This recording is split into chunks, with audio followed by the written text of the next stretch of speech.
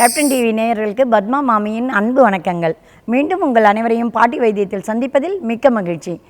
இப்போது வர காலம்லாம் என்ன, வெயில் காலம், கோடை காலம். ஆனால் எல்லோரும் நினைக்கிறது என்னென்னா, மழை காலம் குளிர்காலமாக இருந்தால் தான் நமக்கெல்லாம் வீசிங் வரும், சளி பிடிக்கும், ஜலதோஷம் பிடிக்கும், தும்பிகிட்டே இருப்போம் அப்படிலாம் நினைக்கிறாங்க. அது கிடையாது.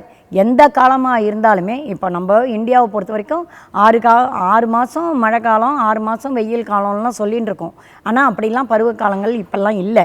அப்படி இல்லாட்டியும் கூட இந்த சாதாரணமாக மழை காலம், வெயில் காலம், குளிர்காலம் தான் நமக்கு சளி பிடிக்கணும்னு அவசியம் இல்லை.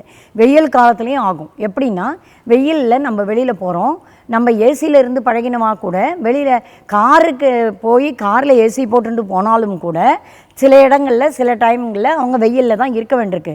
அப்படி வெயில், அதுவும் கோட்டு சூட்டையும் போட்டுட்டு வெயிலில் நின்னான்னா உள்ளுக்குள்ளே, அதுவும் அவள் ஏசியிலிருந்து பழகினவாளாக இருந்தால் கேட்கவே வேண்டாம், அவளுக்கு உடனே குப்புன்னு வேர்க்க ஆரம்பிச்சிடும். அந்த வேர்வையெல்லாம் என்ன ஆகும், உள்ளுக்குள்ளேயே அவள் மேலே இருந்துகிட்டே இருக்கும், ட்ரெஸ்க்கு வெளியில் வராமல் உள்ளுலேயே அந்த சதை மேலேயே இருந்துட்டு இருக்கும். அந்த இதனால் என்ன ஆகும்னா ஊறி ஊறி ஊறி நெஞ்சு சளியெல்லாம் வந்துடும்.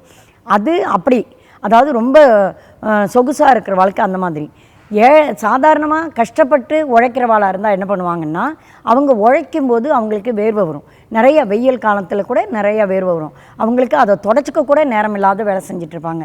அப்போது அதனாலேயும் அவங்களுக்கு அந்த சளி பிடிக்கும். தலையில், அதுவும் நீங்கள் வேணால் பாருங்கள், ரொம்ப உழைப்பாளிகளுக்கெல்லாம் தலையில் நிறைய முடி இருக்கும். அந்த மாதிரி மூட்டை தூக்குறவங்க இவங்களெல்லாம் பாருங்களேன், அவங்களுக்கு அந்த முடியில் என்ன ஆகும்னா, அந்த வேர்த்து தலையில் அப்படியே நின்றுருக்கும். நின்று உள்ளே இறங்கிடும் மண்டைக்குள்ளே. அப்படி இருக்கும்போது தலை கனம் வரும், அது மாதிரியான இதெல்லாம் வரும். அதோட அந்த மாதிரி கஷ்டமான வேலைகள், டஸ்ட்டுக்குள்ளே வேலை செய்கிறவங்களுக்கெல்லாம் ஆஸ்மாவும் வரும். அந்த சளியினால் என்னாகும், டஸ்ட் அலர்ஜி வந்து ஆஸ்மா, மூச்சு விடுறதுக்கே திணறுவாங்க. எவ்வளோ கஷ்டம் பாருங்கள். அந்த மாதிரி மூச்சு விடுறது திணறும் போதும் நான் சொல்ல போகிற இந்த வைத்தியத்தை நீங்கள் செஞ்சிட்டிங்கன்னா, இது எல்லாத்துக்குமே ஒரே இதுவாக தான் இது. இந்த வைத்தியத்தை நீங்கள் செஞ்சுட்டு வந்தீங்கன்னா ரொம்ப ஈஸி தான், நல்ல பயனும் கிடைக்கும், எந்த வித கஷ்டங்களும் உங்களுக்கு வராது. அதாவது இதனால் சைடு எஃபெக்ட் இருக்குமோ அப்படிங்கிறதும் அஞ்ச வேண்டாம். அந்த மாதிரிலாம் வராது. நான் சொன்ன மாதிரி நீங்கள் செஞ்சிங்கனாலே போதும். என்னென்னா, நம்ம சாதாரண நம்ம மசாலாக்கெலாம் போட்டு சமைக்கிற அந்த பூண்டு பல்லை ஒரு 5-6 அளவுக்கு எடுத்துக்கோங்க. தோலெல்லாம் எடுத்துகிட்டு சுத்தம் பண்ணிவிட்டு க்ளீன் பண்ணி நல்ல பூண்டாக, சத்துள்ள பூண்டாக எடுத்துக்கோங்க. அதை ஒரு 5-6 பூண்டுக்கு எடுத்துக்கோங்க.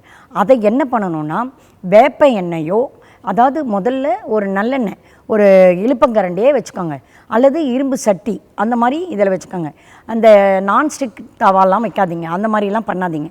ஏன்னா அதெல்லாம் அவ்வளோ இது இல்லை, அவசர உலகத்துக்கு அடிபிடிக்காமல் சமைக்கிறதுக்கு தான் அதெல்லாம்.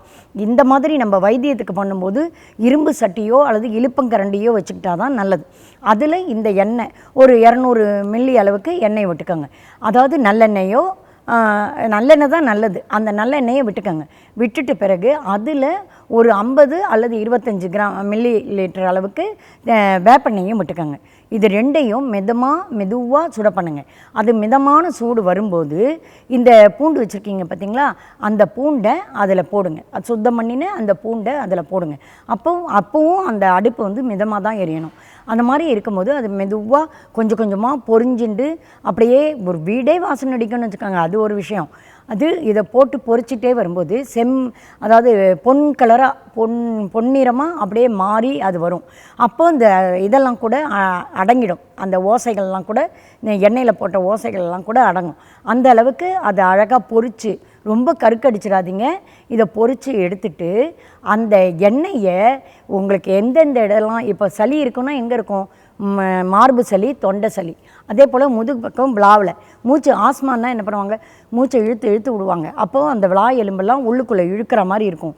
அந்த இடங்களில், அதாவது தொப்பைக்கு மேலே அந்த மாதிரி இடங்கள் இல்லாமல் இந்த எண்ணெயை அப்படியே மசாஜ் பண்ணுற மாதிரி தடவிக்காங்க.